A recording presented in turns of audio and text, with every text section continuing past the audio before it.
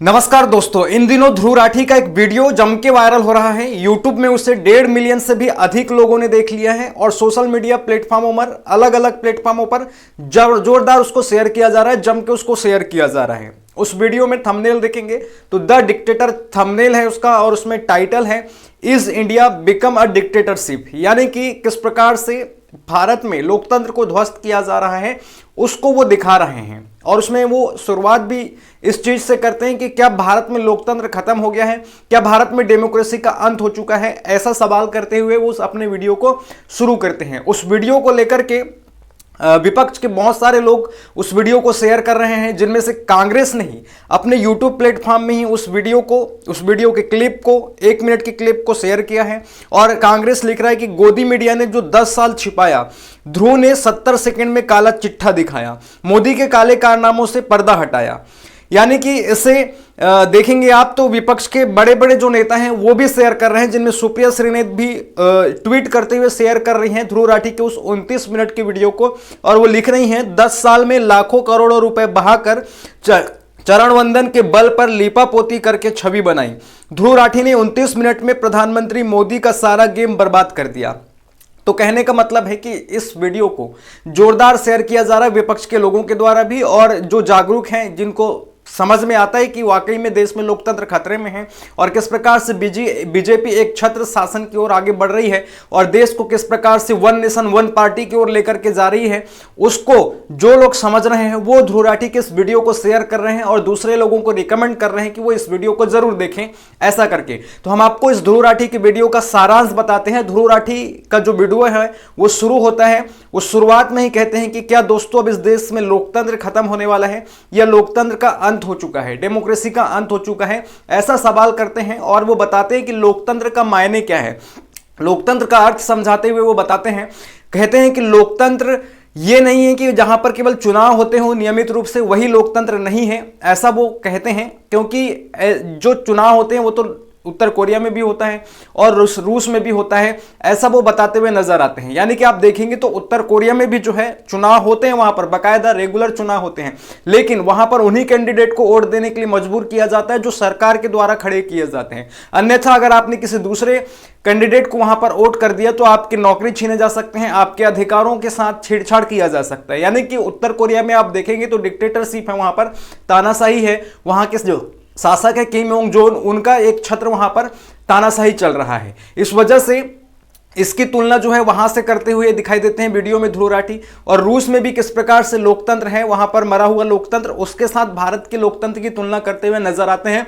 और फिर आगे बढ़ते हैं और बताते हैं कि लोकतंत्र का अर्थ क्या है। लोकतंत्र का अर्थ है जहां पर लोगों की सारी स्वतंत्रताएं हों, उनके सारे अधिकार खुले रूप से उनको मिले हों।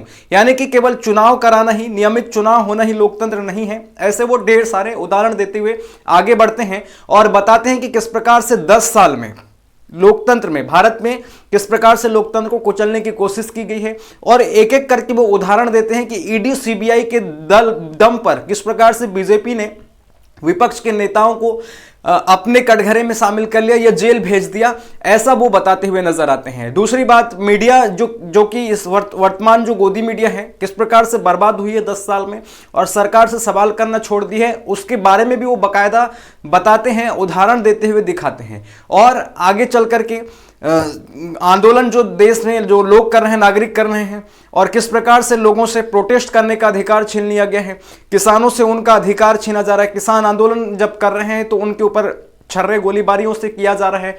तो इस प्रकार से वो सारे मुद्दों को उठाते हुए 10 साल में जो जो देश में हुआ है लोकतंत्र को कुचलने के लिए, उन सारी चीजों को जो है अपने उस वीडियो में समाहित करते हैं, जो कि मैंने अपने वीडियो में भी पहले एक एक करके हर मुद्दों को उठाया है। आपने अगर रेगुलर मेरे वीडियोस देखे होंगे तो उन सारी बातों को मैंने अपने वीडियो में बताया है। लेकिन ध्रुव राठी ने उस सारे मटेरियल्स को, 10 साल में जो सारी घटनाएं घटी है देश में लोकतंत्र में, उन सारी चीजों को उन्होंने 29 मिनट की वीडियो में समेट करके दिखाया है। इसी वजह से उनको जो है लगातार कई जो गोदी भक्त है, मोदी भक्त है, जो अंधभक्त है, उनके द्वारा ट्रोल भी किया जा रहे हैं और कई ये तक कह रहे हैं कि ये विपक्ष से फंडित आदमी है और विदेश में बैठ करके देश विरोधी एजेंडा चला रहा है, यहां तक उसको टोका जा रहा है, उनको कटघरे में खड़ा किया जा रहा है, उनको मतलब बदनाम करने की भी कोशिश की जा रही है। तो मैं आपको बता देना चाह रहा हूं कि इस वक्त जो ध्रुव राठी नाम के व्यक्ति हैं वो जर्मनी में रह रहे हैं अपनी फैमिली सहित। उन्होंने वहीं की एक लड़की से शादी की है जिनकी पत्नी का नाम जूली है, जर्मनी की ही रहने वाली, जर्मनी की ही नागरिक है। तो जर्मनी में जाकर के वो बैठे हुए हैं, वहीं पर रहते हैं और वहीं से वो इंडियन यूट्यूबर बने हुए हैं, वहीं से वो अपने यूट्यूब को संचालित करते हैं और इंडिया के लोगों के लिए यूट्यूब में वीडियो बनाते हैं। दूसरी बात, उनका जो मूल स्थान है वो भारत में हरियाणा में है और अपने आप को वो हरियाणवी जाट बताते हैं। एक वीडियो में वो बताते हुए सुनाई देंगे कि मैं हरियाणवी जाट हूं, लेकिन हरियाणवी उतनी बोलते नहीं आती है, हिंदी और अंग्रेजी में वो काफ़ी महारत हैं, ऐसा वो बताते हुए सुनते हुए नजर आते हैं। तो उनके वीडियोस को लेकर के अन्य भक्तों के द्वारा कुछ कमेंट्स किए गए हैं, उनको मैं आपको यहां पर सुनाना चाहता हूं कि किस प्रकार से उनको ट्रोल किया जा रहा है। आपने अगर उस वीडियो को नहीं देखा है तो उस वीडियो को एक बार देखिएगा और विचार मंथन कीजिएगा कि ध्रुव राठी ने जो बातें बताई हैं वो सही बातें हैं या फिर गलत बातें हैं, आपको समझ में आएगा। अगर आप अंधभक्त हैं तो थोड़ा सा अंधभक्ति का चश्मा हटा करके अगर आप देखेंगे तो आपको सच्चाई नजर आएगी।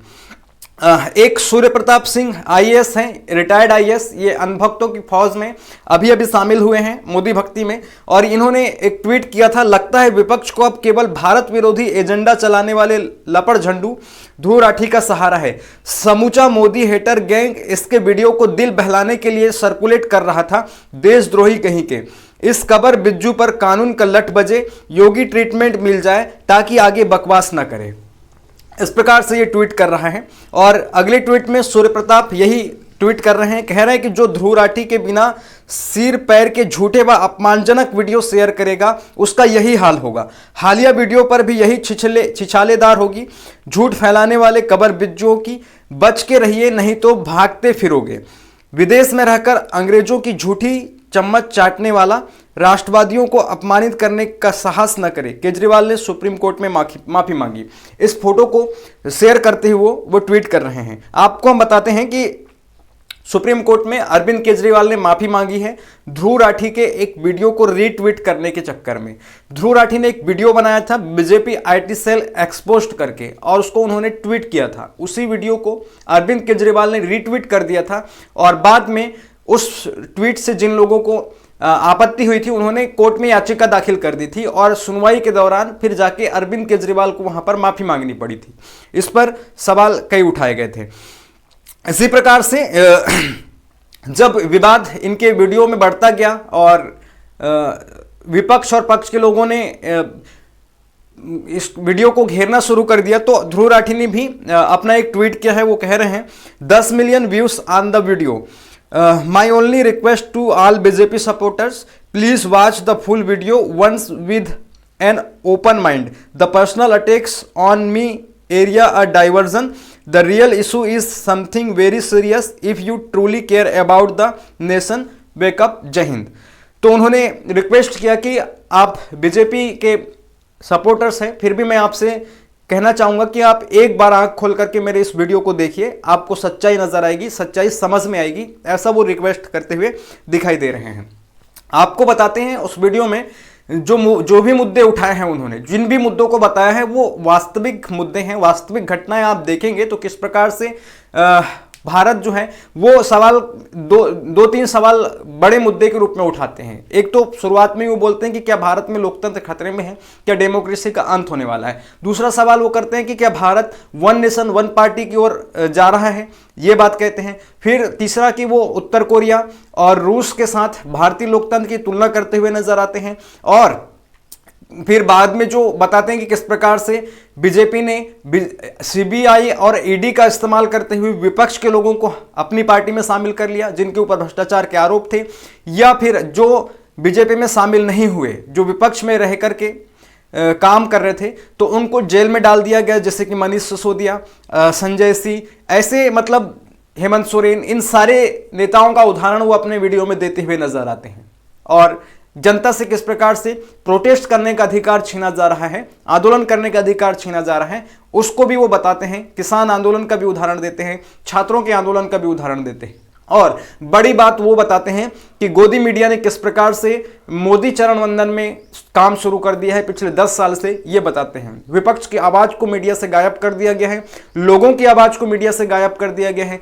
जनता के पैसे से ही ये मीडिया संस्थान चलते हैं, लेकिन जनता के सवाल उनसे गायब हो चुके हैं, ऐसा बताते हुए वो अपने इस वीडियो में नजर आते हैं, जो कि एकदम सच्ची बात है, सच्चाई है।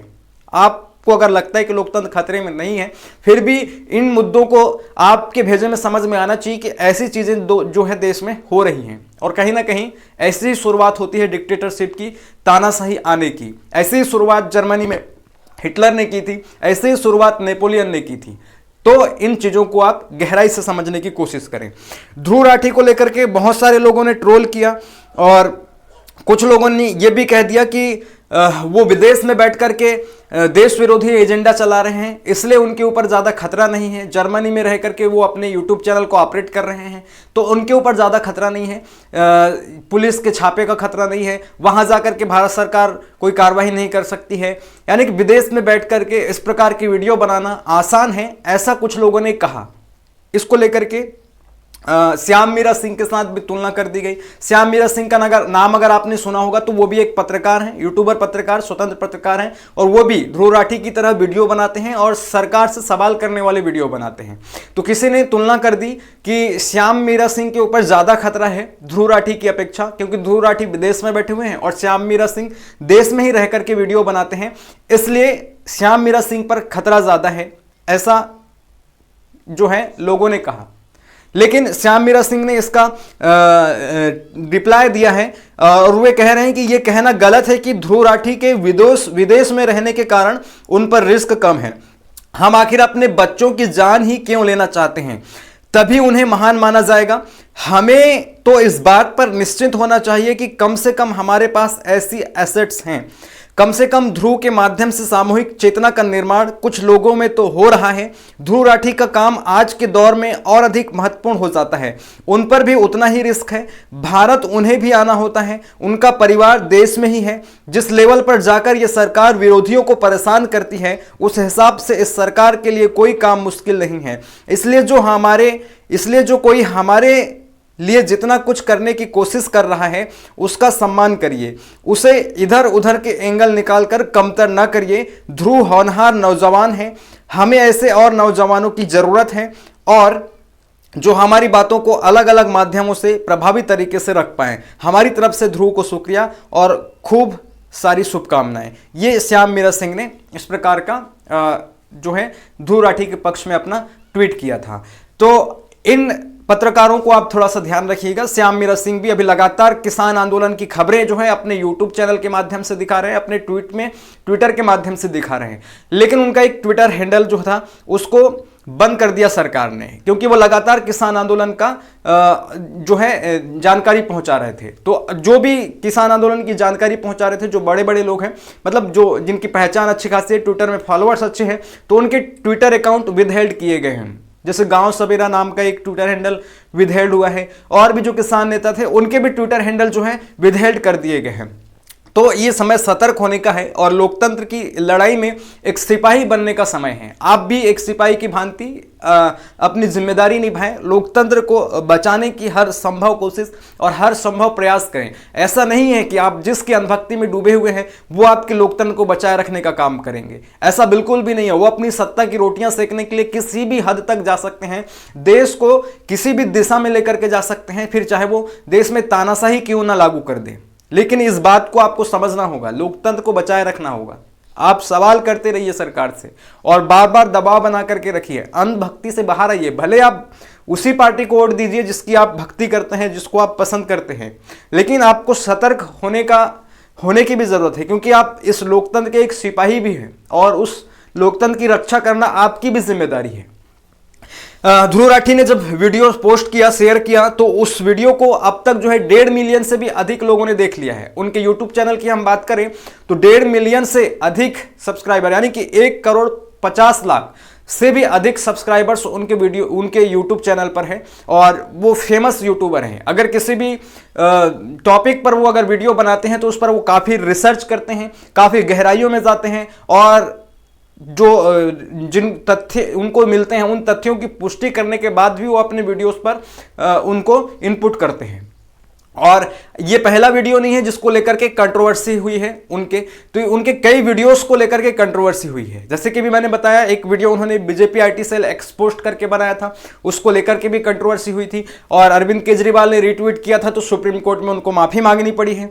इसी प्रकार से उन्होंने जम्मू कश्मीर पर एक वीडियो बनाया था जिसे सूचना एवं संचार मंत्रालय भारत सरकार ने यूट्यूब से हटवा दिया था, यह कहते हुए कि ध्रुव राठी ने जम्मू कश्मीर के नक्शे के साथ छेड़छाड़ किया है, ऐसा कहते हुए भी उस वीडियो को उन्होंने हटवा दिया था। इसी प्रकार से आप देखेंगे तो केरला फाइल्स नाम के जो फिल्म आई थी जिसमें दिखाया गया था कि केरल में किस प्रकार से हिंदू महिलाओं को बरगलाया जाता है, इस्लाम कबूल करवाया जाता है और उनको आईएस के हवाले कर दिया जाता है, उस फिल्म में दिखाया गया था। तो उस फिल्म को भी एक्सपोज करते हुए कई तथ्यों का उदाहरण देते हुए ध्रुव राठी ने एक वीडियो बनाया था कि ऐसा नहीं है, इस फिल्म में जो दिखाया गया है वो सच्चाई नहीं है, ऐसा करके उन्होंने एक वीडियो बनाया था और उस वीडियो को लेकर के भी देश में कंट्रोवर्सी हुई थी और जो है उनके ऊपर कई गंभीर आरोप लगे थे। तो इस प्रकार से उनके ढेरों वीडियोस हैं जिनको लेकर के कंट्रोवर्सी हुई है।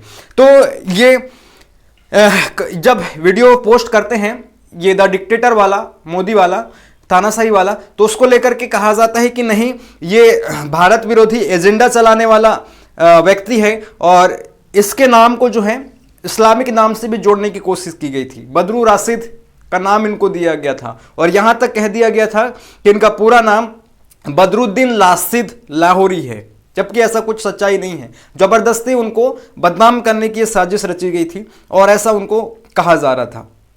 और तो ये पूरा मामला है।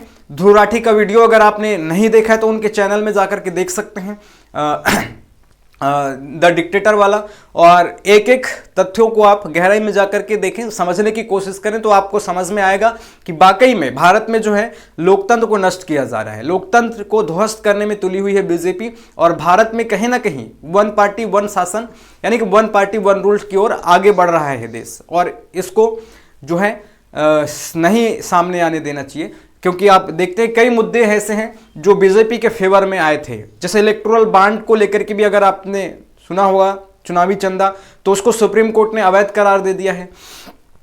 इलेक्टोरल बॉन्ड से भी डायरेक्ट बेनिफिट बीजेपी को हो रहा था, मोदी को हो रहा था। इस मुद्दे को भी ध्रुव राठी ने अपनी वीडियो में उठाया है और बाकायदा उन्होंने कहा कि इलेक्टोरल बॉन्ड से किस प्रकार से बीजेपी को फंडिंग होती थी और किस प्रकार से बीजेपी पार्टी मजबूत हो रही थी और देश को one party one nation one party की ओर लेकर के जा रही थी। ऐसा भी वो मतलब कई मुद्दों को कंबाइन करके उन्होंने उदाहरण दिया कि वाकई में देश में लोकतंत्र खतरे में है। तो उनके जो वीडियोस हैं उस वीडियोस को देखने के बाद तो मुझे लगा कि उन्होंने एकदम बिल्कुल सच्ची बात कही है, सही बात की है। 10 साल में मीडिया ने उतने सवाल नहीं उठाए होंगे जितने सवाल ध्रुव राठी ने अपने 30 मिनट की वीडियो में उठाए हैं, और 10 साल में वो सच्चाई हमारी मीडिया, गोदी मीडिया ने नहीं दिखा पाई जो 30 मिनट में ध्रुव राठी के उस वीडियो ने दिखाई है। और ये सच्चाई है, इसको भी आप देखें और समझें, और फिर अगर आपने देख लिया है तो कमेंट करके बताएं कि क्या सोचते हैं आप उस वीडियो के बारे में और इस वीडियो के बारे में क्या सोचते हैं। आप अपने विचार कमेंट बॉक्स में दागिए और यूट्यूब चैनल को सब्सक्राइब कीजिए, फेसबुक में फॉलो कीजिए और यूट्यूब वीडियोस को दोस्तों के साथ शेयर कीजिए। मिलेंगे नेक्स्ट वीडियो में, तब तक के लिए आप बने रहिए। धन्यवाद, जय हिंद।